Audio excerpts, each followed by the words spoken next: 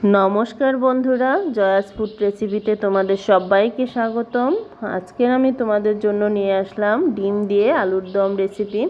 জানি না রেসিপিটি তোমরা আগে কেউ কখনো খেয়েছো কি না, কিন্তু রেসিপিটি কিন্তু অনেক দুর্দান্ত এবং খুবই লোভনীয় একটি রেসিপি। তো বন্ধুরা, চলো রেসিপিটি দেখে নেওয়া যাক। এবং আমার ভিডিওগুলো যদি তোমাদের ভালো লাগে অবশ্যই আমার চ্যানেলটি সাবস্ক্রাইব করে পাশে থাকবে। তো দেখো বন্ধুরা, রেসিপিটির জন্য আমি এখানে প্রায় কেজি খানেক আলু আমি একদম খোসা ছুলে ছোট ছোট দেখো এরকম টুকরো টুকরো পিস করে নিয়েছি। দেখতেই পাচ্ছ, পিস করে ভালো করে আমি ধুয়ে একটা ঝুড়িতে রেখে দিয়েছি যাতে জলগুলো পড়ে যায়। আর এখানে আমি রান্নার জন্য দেখো আমি ডিম নিয়েছি। তোমরা আলু এবং ডিম কম বেশি করে নিতে পারো। আর ডিমগুলো দেখো আমি পাশের থেকে একটু কেটে দিয়েছি যাতে করে মশলাটা ভালো করে ডিমের ভিতরে ঢোকে। আর রান্নার জন্য দুটো মাঝারি সাইজের পেঁয়াজ, একটা বড় সাইজের রসুন এবং 2 চা চামচ জিরে আমি শিলনোড়ায় পেস্ট করে নিয়েছি একসঙ্গে। দেখতেই পাচ্ছ পেস্ট করা আমার শেষ। এবারে আমরা রান্নায় চলে যাব। রান্নার জন্য আমি একটা কড়াই গরম করে সেটাতে সর্ষের তেল দিয়েছি। এখানে রান্নার যে কোনো তেল ব্যবহার করলেই হবে। 1 চামচ মতো তেল দিয়ে আমি প্রথমে ডিমটাকে ভেজে নেব। তো ডিমগুলোকে আমি দিয়ে দিলাম। কড়াইটা ভালো করে গরম করে নিতে হবে, না হলে কিন্তু ডিমগুলো লেগে যেতে পারে। তো ডিমগুলো দিয়ে একটু নাড়া দিয়ে আমি এখানে সামান্য নুন এবং সামান্য একটু হলুদ দিয়ে ডিমগুলোকে লাল লাল করে ভেজে নেব। তো বন্ধুরা, দেখতেই পাচ্ছ আমি নুন হলুদ দিয়ে নেড়ে নেড়ে দেখো মাঝারি আছে একদম এভাবে লাল লাল হয়ে আসলে ডিমগুলোকে তুলে নিতে হবে। দেখাই যাচ্ছে কীরকম লাল লাল করে আমি ভেজে নিয়েছি। তো ডিমগুলোকে আমি তুলে নেওয়ার পরে কড়াইয়ে তেল দিয়ে দিচ্ছি প্রায় 4 টেবিল চামচ মতো। তেলের ভিতরে আমি সম্বরার জন্য দেখো ফোড়ন দিয়ে দিচ্ছি। প্রথমেই 2টা শুকনো লঙ্কা, একটা তেজপাতা এবং এখানে 1/2 চামচ গোটা জিরে আমি ফোড়ন দিয়ে দেব তেলের ভিতরে। ফোড়নগুলোকে আমি 4-5 সেকেন্ড একটু নেড়ে চেড়ে দিয়ে তার ভিতরে পেস্ট করে রাখা পেঁয়াজ, রসুন এবং জিরেগুলোকে একসঙ্গে আমি এখানে দিয়ে দিলাম। দিয়ে আমি এটাকে নেড়ে চেড়ে নেব প্রায় 2 থেকে 3 মিনিট মতো তেলে ভেজে নেব যাতে করে পেঁয়াজ রসুনের কাঁচা গন্ধটা চলে যায়। তোমরা অবশ্যই এটাকে মাঝারি আঁচে কষিয়ে ভেজে নিতে হবে, নাহলে কিন্তু পুড়ে যেতে পারে মশলাটাকে।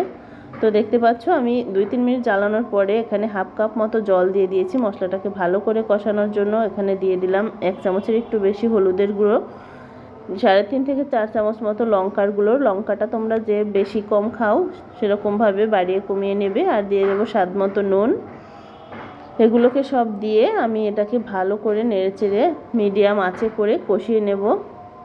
আর এখানে দিয়ে দিলাম 2 টুকরো একটা টমেটোর অর্ধেক টমেটো, এটা আমার ফ্রিজে রাখা ছিল তাই এখান থেকে দিয়ে দিয়েছি। মশলাটার সঙ্গে কষে একদম গলে যাবে মশলার সঙ্গে, এতে করে টেস্টটা আরও বেড়ে যায়। হাতের কাছে থাকলে দিবে, না থাকলে দেওয়ার দরকার নেই। তো যতক্ষণ না তেলটা ভেসে আসছে ততক্ষণ বুঝতে হবে যে মশলাটা কষানো হয়নি। তো দেখতেই পাচ্ছ মশলা থেকে আমার তেলটা বের হয়ে গেছে, তার মানে আমার মশলাটা কষানো হয়ে গেছে। দেখো টমেটোটাও কিন্তু একদম গলে গেছে মশলার সঙ্গে। এখন আমি এর ভিতরে আলুগুলোকে ছেড়ে দেব। আলুগুলোকে দিয়ে আমি এটাকে নেড়ে চেড়ে একটু মশলার সঙ্গে মিশিয়ে নেব। আলুটাকে ভালো করে উল্টে পাল্টে একদম নেড়ে চেড়ে মশলার সঙ্গে মিশিয়ে নিতে হবে। তোমরা কেউ আগে খেয়েছো কিনা ডিম দিয়ে আলুর দম অবশ্যই কমেন্টস করে জানাবে এবং এভাবে একবার অবশ্যই ট্রাই করবে। তো আলুগুলোকে মশলার সঙ্গে মিশিয়ে আমি 5 মিনিট মতো ঢাকা দিয়ে দিয়েছিলাম যাতে করে আলুর বাড়তি জলটা গলে যায়।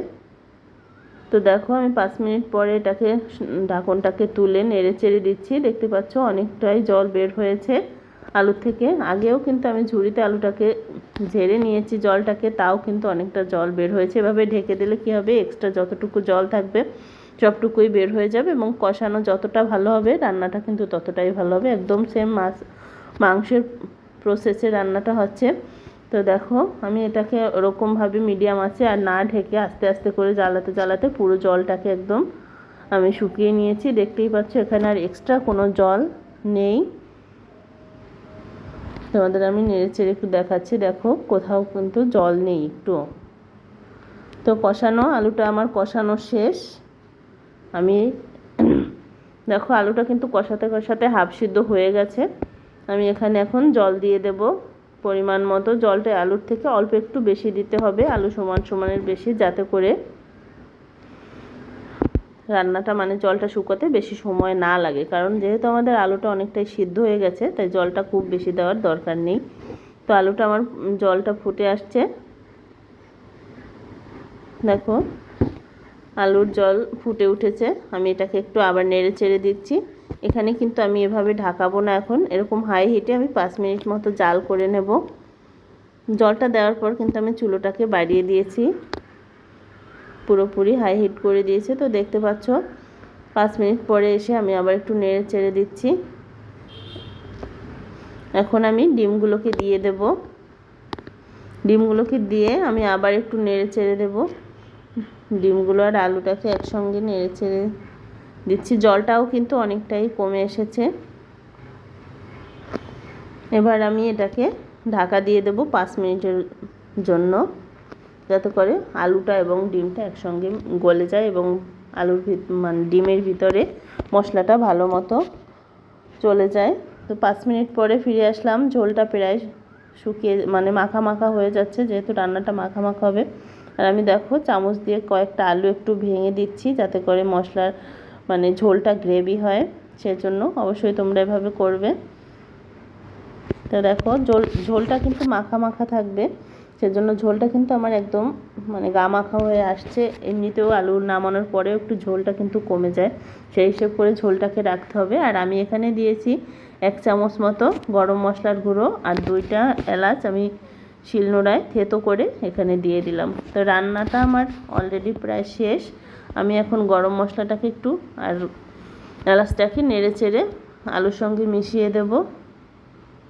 দেখতে পাচ্ছ রেসিপিটি দেখতে কিন্তু অনেকটা সুন্দর এবং দারুণ একটা গন্ধ বের হচ্ছে গরম মশলাটার এলাচটা দেওয়ার পরে, এবং ঝোলটাও কিন্তু একদম মাখা মাখা হয়ে গেছে। তো আমি এখন এটাকে ঢেকে দিয়ে চুলাটাকে অফ করে দেব। চুলাটাকে অফ করে এভাবেই 10 মিনিট মতো আমি ঢেকে রাখবো। তো 10 মিনিট পরে ফিরে আসলাম। বন্ধুরা দেখতেই পাচ্ছ কতটা সুন্দর হয়েছে রেসিপিটি।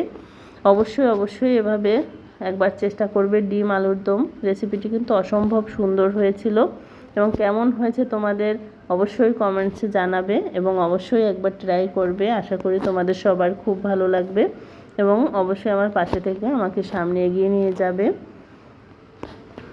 তো দেখো আমি একটু কড়াই থেকে নামিয়ে একটা গামলায় ঢেলে নিয়েছি। তো বন্ধুরা আজকের মতো এখানেই টাটা, সবাই খুব ভালো থেকো।